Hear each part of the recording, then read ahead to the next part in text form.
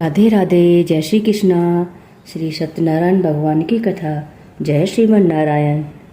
एक समय योगी राज नारद जी दूसरों के हित की इच्छा से अनेक लोकों में विचरते हुए मृत लोक में आ पहुँचे। यहाँ अनेक योनियों में जन्मे हुए प्राय सभी मनुष्यों को अपने अपने कर्मों द्वारा अनेकों दुखों से पीड़ित देखकर उन्होंने सोचा कि किस यत्न के करने से इन मनुष्यों के दुखों का नाश हो सकेगा। ऐसा मन में सोचकर वह विष्णु लोक को गए। वहाँ श्वेत वर्ण और 4 भुजाओं वाले देवों के ईश नारायण का, जिनके हाथों में शंख चक्र गदा और पद्म थे तथा वरमाला पहने हुए थे, देखकर वह स्तुति करने लगे। हे भगवान, आप अत्यंत शक्ति से संपन्न हैं। मन तथा वाणी भी आपको पा नहीं सकती। आपका आदि मध्य अंत नहीं है। आप निर्गुण स्वरूप सृष्टि के कारण भक्तों के दुखों को नष्ट करने वाले हो। आपको मेरा नमस्कार है। नारद जी से इस प्रकार की स्तुति सुनकर विष्णु भगवान बोले, हे मुनि श्रेष्ठ, आपके मन में क्या है? आपका किस कार्य के लिए आगमन हुआ है? निसंकोच कहिए। तब नारद मुनि बोले, मृत लोक में सब मनुष्य जो अनेक योनियों में उत्पन्न हुए हैं, अपने अपने कर्मों के द्वारा अनेक प्रकार के दुखों से दुखी हो रहे हैं। हे नाथ, मुझ पर दया रखते हो तो बताइए, उन मनुष्यों के सब दुख थोड़े से ही प्रयत्न से कैसे दूर हो सकते हैं? श्री भगवान जी बोले, हे नारद, मनुष्यों की भलाई के लिए तुमने बहुत अच्छी बात पूछी है। जिस कार्य के करने से मनुष्य मोह से छूट जाता है, वह मैं तुमसे कहता हूँ, सुनो। पुण्य देने वाला स्वर्ग तथा मृत लोक दोनों में दुर्लभ एक उत्तम व्रत है। आज मैं प्रेमवश होकर तुमसे कहता हूँ। श्री सत्यनारायण भगवान का यह व्रत अच्छी तरह विधान पूर्वक करके मनुष्य तुरंत ही यहाँ सुख भोग कर मरने पर मोक्ष को प्राप्त होता है। श्री भगवान के वचन सुनकर नारद मुनि बोले कि उस व्रत का फल क्या है, क्या विधान है, किसने यह व्रत किया था और किस दिन यह व्रत करना चाहिए? विस्तार से कहिए। भगवान बोले, दुख शोक आदि को दूर करने वाला, धन दान को बढ़ाने वाला, सौभाग्य तथा संतान को देने वाला यह व्रत सब स्थानों पर विजय कराने वाला है। भक्ति और श्रद्धा के साथ किसी भी दिन मनुष्य श्री सत्यनारायण की संध्या के समय ब्राह्मणों और बंधुओं के साथ धर्म परायण होकर पूजा करे। भक्त भाव से नैवेद्य, केले का फल, घी, दूध और गेहूं का चूरन सवाया ले। गेहूं के अभाव में साठी का चूरन, शक्कर तथा गुड़ ले और सब बच्चन योग्य पदार्थ जमा करके भगवान को अर्पण करे तथा बंधु बांधवों सहित ब्राह्मणों को भोजन कराए। इसके बाद स्वयं भोजन करे। नृत्य गीत आदि का आचरण कर श्री सत्यनारायण भगवान का स्मरण करते हुए समय व्यतीत करे। इस प्रकार व्रत करने पर मनुष्य की इच्छा निश्चय ही पूरी हो जाती है। विशेषकर कल काल में मृत्यु लोक पर यही मोक्ष का सरल उपाय है। फिर सूत जी बोले, हे ऋषियों, जिसने पूर्व काल में इस व्रत को किया है उसका इतिहास कहता हूँ, ध्यान से सुनो। सुंदर काशीपुरी नगरी में एक अत्यंत निर्धन ब्राह्मण रहता था। वह भूख प्यास से बेचैन हुआ नित्य पृथ्वी पर विचरण करता था। ब्राह्मणों से प्रेम करने वाले भगवान ने ब्राह्मण का रूप धारण कर उसके पास जाकर आदर से पूछा, हे विप्र, तू नित्य दुखी हुआ पृथ्वी पर क्यों विचरण करता है?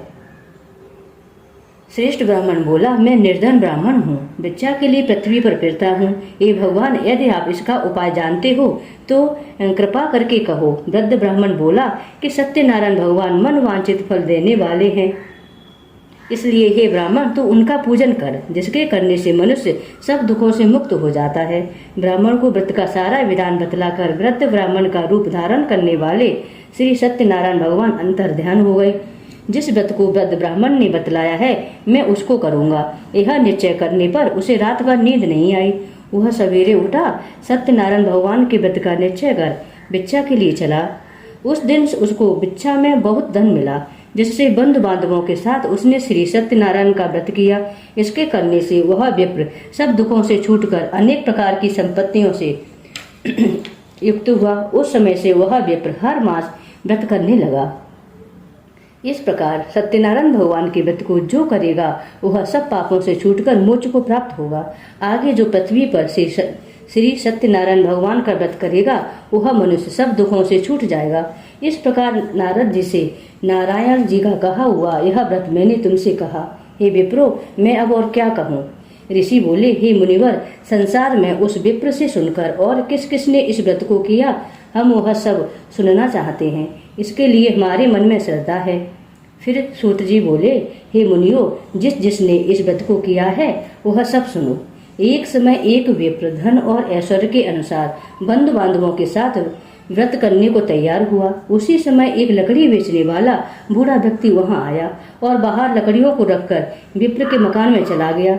प्यास से दुखी लकड़हारा उनको व्रत करते देखकर विप्र को नमस्कार कर कहने लगा कि आप यह क्या कर रहे हैं और इसके करने से क्या फल मिलता है, कृपया मुझसे कहो। ब्राह्मण बोला, यह सब मनोकामनाओं का पूरा करने वाला यह श्री सत्यनारायण भगवान का व्रत है। इसकी ही कृपा से मेरे यहाँ धन दान आदि की वृद्धि हुई है। विप्र से इस व्रत के बारे में जानकर लकड़हारा बहुत प्रसन्न हुआ। वह चरणामृत लेकर और प्रसाद खाने के बाद अपने घर को गया। लकड़हारे ने अपने मन में इस प्रकार का संकल्प किया कि आज गांव में लकड़ी बेचने से जो धन मिलेगा उसी से मैं श्री सत्यनारायण भगवान का उत्तम व्रत करूंगा। मन में यह विचार कर वह बूढ़ा आदमी लकड़ियां अपने सिर पर रखकर जिस नगर में धनवान लोग रहते थे ऐसे सुंदर नगर में गया।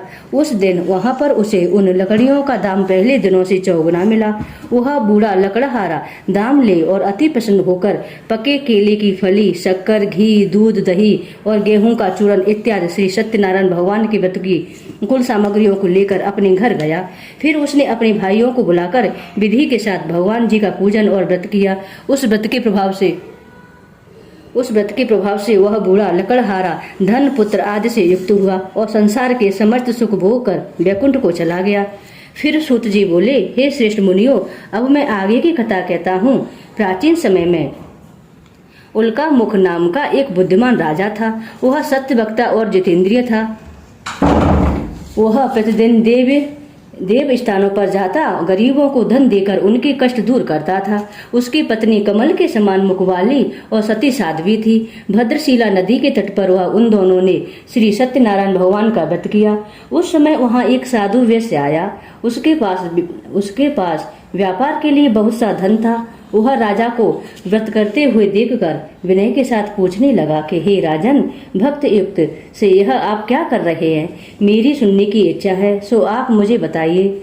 तब राजा बोला, हे साधु, यहाँ अपने बांधवों के साथ पुत्र आदि की प्राप्ति के लिए एक महाशक्तिमान श्री सत्यनारायण भगवान का व्रत व पूजन किया जा रहा है। राजा के वचन सुनकर साधु आदर से बोला, हे राजन, मुझसे इसका सब विधान कहो। मैं भी आपके कथा अनुसार इस व्रत को करूंगा। मेरे भी कोई संतान नहीं है और इससे निश्चय ही हो जाएगी। राजा से सब विधान सुन व्यापार से निवृत्त हो वह आनंद के साथ घर आया और साधु ने अपनी स्त्री से संतान देने वाले उस व्रत का वर्णन सुनाया और कहा कि जब मेरे संतान होगी तब मैं इस व्रत को करूंगा। साधु ने ऐसे वचन अपनी स्त्री लीलावती से कहे।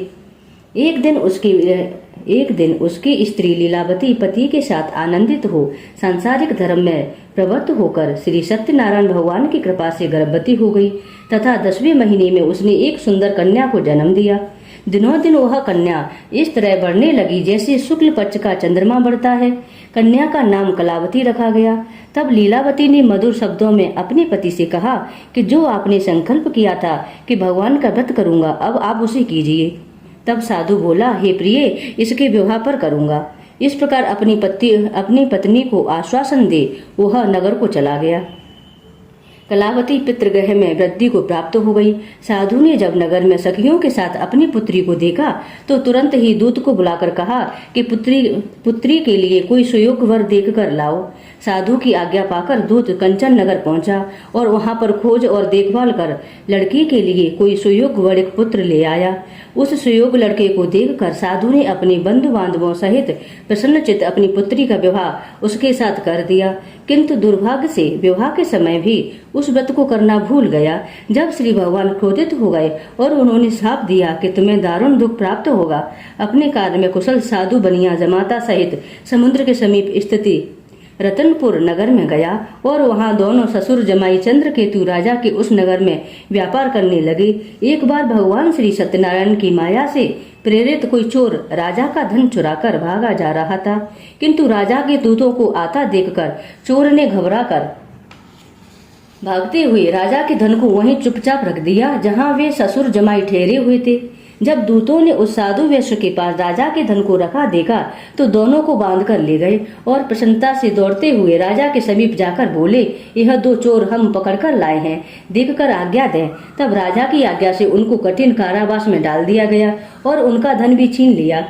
श्री सत्यनारायण भगवान के श्राप द्वारा उनकी पत्नी भी घर पर बहुत दुखी हुई और घर में जो धन इत्यादि रखा था चोर उसे चुरा कर ले गए। शारीरिक व मानसिक पीड़ा तथा भूख प्यास से अति दुखी हो अन्न की चिंता में कलावती एक ब्राह्मण के घर गई और वहां उसने श्री सत्यनारायण भगवान का व्रत होते देखा। फिर कथा सुनी तथा प्रसाद ग्रहण कर रात को घर आई। माता ने कलावती से कहा, हे पुत्री, अब तक कहाँ रही और तेरे मन में क्या है? कलावती बोली, माता, मैंने एक ब्राह्मण के घर श्री सत्यनारायण भगवान का व्रत देखा है।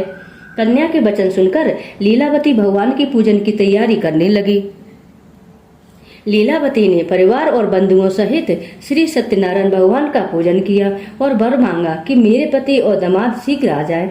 साथ ही प्रार्थना की कि हम सबका अपराध क्षमा करो। श्री सत्यनारायण भगवान इस व्रत से संतुष्ट हो गए और उन्होंने राजा चंद्रकेतु को स्वप्न में दर्शन देकर कहा कि हे राजन, दोनों वेश्यों को प्रातः ही छोड़ दो और उनका सब धन जो तुमने लिया है उसे दे दो, नहीं तो तेरा धन, राज, पुत्र आदि नष्ट कर दूंगा। राजा से ऐसा वचन कहकर भगवान अंतर ध्यान हो गए। प्रातः काल राजा चंद्रकेतु ने सभा में अपना स्वप्न सुनाया। फिर दोनों बड़े पुत्रों को कैद से मुक्त कर सभा में बुलाया। दोनों ने आते ही राजा को नमस्कार किया। राजा मधुर वचनों से बोला, ये महानुभाव, भाग्यवश ऐसा कठिन दुख तुम्हें प्राप्त हुआ है, अब तुम्हें कोई भय नहीं। ऐसा कहकर राजा ने उनको नए नए वस्त्र आभूषण पहनाए तथा उनका जितना धन लिया था उससे दुगना धन देकर आदर से विदा किया। दोनों व्यस्य अपने घर की ओर चल दिए। व्यस्य ने मंगलाचार करके यात्रा आरंभ की और अपने नगर को चल दिए। उनके थोड़ी दूर निकलने पर दंडी वेशधारी श्री सत्यनारायण ने उनसे पूछा, हे साधु, तेरी नाव में क्या है? अभिमानी बड़े कष्टा हुआ बोला, हे दंडी, आप क्यों पूछते हो? क्या धन लेने की इच्छा है? मेरी नाव में तो बेल और पत्ते भरे हैं। वैश्य के ऐसे वचन सुनकर श्री भगवान ने कहा, तुम्हारा वचन सत्य हो। दंडी ऐसा कहकर वहां से दूर चले गए। कुछ दूर जाकर वह समुद्र के किनारे बैठ गए। दंडी के जाने पर वैश्य ने नित्य क्रिया करके नाव को ऊंची ऊंची देखकर आश्चर्य प्रकट किया तथा नाव में बेल पत्ते आदि देखकर मूर्छित हो भूमि पर गिर पड़ा। फिर मूर्छा खुलने पर अत्यंत शोक प्रकट करने लगा। तब उसका दामाद बोला, आप शोक न करें, यह दंडी का शाप है, अतः उनकी शरण में चलना चाहिए, तभी हमारी मनोकामना पूरी होगी। दामाद के वचन सुनकर वे दंडी के पास पहुंचे। अत्यंत भक्त भाव से नमस्कार करके बड़िक बोला, मैंने जो आपसे असत्य वचन कहे थे उसके लिए आप मुझे क्षमा करो। वह ऐसा कहकर महान शोकातुर होकर रोने लगा। तब दंडी भगवान बोले, हे बड़िक पुत्र, मेरी आज्ञा से बार बार तुम्हें दुख प्राप्त हुआ है, तो मेरी पूजा से विमुख हुआ। साधु बोला, हे भगवान, आपकी माया से ब्रह्मा आदि देवता भी आपके रूप को नहीं जानते, तब मैं अज्ञानी कैसे जान सकता हूँ? आप प्रसन्न होइए, मैं सामर्थ्य के अनुसार आपकी पूजा करूंगा। मेरी रक्षा करो और पूर्व के समान मेरी नौका को धन आदि से परिपूर्ण करो। उसके भक्त युक्त वचन सुनकर भगवान प्रसन्न हो उसकी इच्छा अनुसार वर देकर अंतर्ध्यान हो गए। तब उन दोनों ने नाव पर आकर देखा कि नाव धन से परिपूर्ण है। फिर वह श्री सत्यनारायण भगवान का पूजन कर साथियों सहित अपने नगर को चला। जब वह अपने नगर के निकट पहुंचा तब दूत को घर भेजा। दूत ने साधु के घर जा उसकी स्त्री को नमस्कार कर कहा कि साधु अपने दामाद सहित इस नगर के समीप आ गए हैं। ऐसा वचन सुन साधु की स्त्री ने बड़े हर्ष के साथ श्री सत्यनारायण का पूजन कर पुत्री से कहा, मैं अपने पति के दर्शन को जाती हूँ, तो कार्य पूर्ण करके शीघ्र आ जाना। माता के ऐसे वचन सुनकर कलावती प्रसाद छोड़कर जल्दी में पति के पास गई। प्रसाद की अवज्ञा के कारण श्री सत्यनारायण भगवान ने रुष्ट हो उसके पति को नाव सहित पानी में डुबो दिया। कलावती अपने पति को न देखकर रोती हुई भूमि पर गिर पड़ी। इस प्रकार नौका को डूबा हुआ तथा कन्या को रोता देख साधु दुखी होकर बोला, हे प्रभु, मुझसे या मेरे परिवार से जो भूल हुई है उसे क्षमा करो। उसके दीन वचन सुनकर श्री सत्यनारायण भगवान प्रसन्न हो गए और तभी आकाशवाणी हुई, हे साधु, तेरी कन्या मेरे प्रसाद को छोड़कर आई है, इसलिए उसका पति अदृश्य हुआ है। यदि वह घर जाकर प्रसाद खाकर लौट आए तो इसे पति अवश्य मिलेगा। ऐसी आकाशवाणी सुनकर कलावती ने घर पहुंचकर प्रसाद खाया, फिर आकर पति के दर्शन किए। उसके बाद साधु ने बंधु बांधवों सहित श्री सत्यनारायण भगवान का विधि पूर्वक पूजन किया। इस लोक का सुख भोग कर अंत में वह स्वर्ग लोक को प्रस्थान किया। फिर सूत जी बोले, हे ऋषियों, मैं और भी कथा कहता हूँ, ध्यान से सुनो। प्रजा पालन में लीन तुंगध्वज नाम का एक राजा था। उसने भी भगवान का प्रसाद त्याग कर बहुत दुख पाया। एक समय वन में जाकर वन्य पशुओं को मारकर वह बड़के वृक्ष के नीचे आया। वहां उसने ग्वालों को भक्त भाव से बांधवों सहित श्री सत्यनारायण जी का पूजन करते देखा। राजा देखकर भी अभिमानवश वहां नहीं गया और न ही नमस्कार किया। तब ग्वालों ने श्री भगवान का प्रसाद उसके सामने रखा तो वह प्रसाद त्याग कर अपनी नगरी को चला आया। वहां उसने अपना सब कुछ नष्ट पाया तो वह जान गया कि यह सब भगवान ने किया है। तब वह विश्वास कर ग्वालों के समीप गया और विधि पूर्वक पूजन कर प्रसाद खाया तो श्री सत्यनारायण भगवान की कृपा से सब कुछ पहले जैसा ही हो गया। फिर दीर्घ काल तक सुख भोग कर मृत्यु को प्राप्त हो स्वर्ग लोक को गया। जो मनुष्य इस परम दुर्लभ व्रत को करेगा, भगवान की कृपा से उसे धन धान्य की प्राप्ति होगी। निर्धन धनी और बंदी बंधन से मुक्त होकर निर्भय हो जाता है। संतानहीनों को संतान प्राप्त होती है तथा सब मनोरथ पूर्ण होकर अंत में वैकुंठ धाम को जाता है। जिन्होंने पहले इस व्रत को किया, अब उनके दूसरे जन्म की कथा कहता हूँ। वृद्ध सतानंद ब्राह्मण ने सुदामा का जन्म लेकर मोक्ष को पाया। उल्कामुख नाम का राजा दशरथ होकर वैकुंठ को प्राप्त हुआ। साधु नाम के वैश्य ने मोर ध्वज बनकर अपने पुत्र को आर्य से चीरकर मोक्ष को प्राप्त किया। महाराज तुंगध्वज ने स्वयंभू होकर भगवान में भक्त युक्त हो कर्म कर मोक्ष को प्राप्त किया। बोलिए श्री हरि नारायण की जय, सत्यनारायण भगवान की जय। श्रीमन्नारायण नारायण हरे हरे, भजमन नारायण नारायण हरे हरे, श्रीमन्नारायण नारायण हरे हरे। ओम जय लक्ष्मी रमुणा, स्वामी जय लक्ष्मी रमुणा, सत्यनारायण स्वामी सत्यनारायण स्वामी, जने पातक हरणा। ओम जय लक्ष्मी रमुणा, ओम जय लक्ष्मी रमुणा। रतन जड़ित सिंहासन अद्भुत छवि राजे, नारद करत निराजन घंटा ध्वनि बाजे। स्वामी जय लक्ष्मी रमुणा, ओम जय लक्ष्मी रमुणा। प्रगट भये कल कारण दुज को दरस दियो, बूढ़ो ब्राह्मण बन कर कंचन महल कियो। ओम जय लक्ष्मी रमुणा। दुर्बल भील कटारो इन पर कृपा करी, चंद्रचूड़ एक राजा जिनकी विपत्ति हरी। ओम जय लक्ष्मी रमुणा। चंद्रचूड़ एक राजा जिनकी विपत्ति हरी। ओम जय लक्ष्मी रमुणा। वैश्य मनोरथ पायो श्रद्धा तज दीनी, सो पल भोग्यो प्रभु जी फिर ए स्तुति कीनी। ओम जय लक्ष्मी रमुणा। भाव भक्ति के कारण छिन छिन रूप धर्यो, श्रद्धा धारण कीनी तिनको काज सरयो। ओम जय लक्ष्मी रमुणा। ग्वाल बाल संग राजा वनु में भक्ति करी, मन वांछित फल दीना दीन दयाल हरि। ओम जय लक्ष्मी रमुणा। चढ़त प्रसाद सवाया कदली फल मेवा, धूप दीप तुलसी से राजी सत्य देवा। ओम जय लक्ष्मी रमुणा। श्री सत्यनारायण जी की आरती जो कोई नर गावे, स्वामी प्रेम सहित गावे। कहत शिवानंद स्वामी, कहत हरिहर स्वामी, मनोवांछित फल पावे। ओम जय लक्ष्मी रमुणा। स्वामी जय लक्ष्मी रमुणा। बोल। बोली सत्यनारायण भगवान की जय। श्री हरि नारायण की जय। लक्ष्मी नारायण की जय। खांड वाली माता की जय।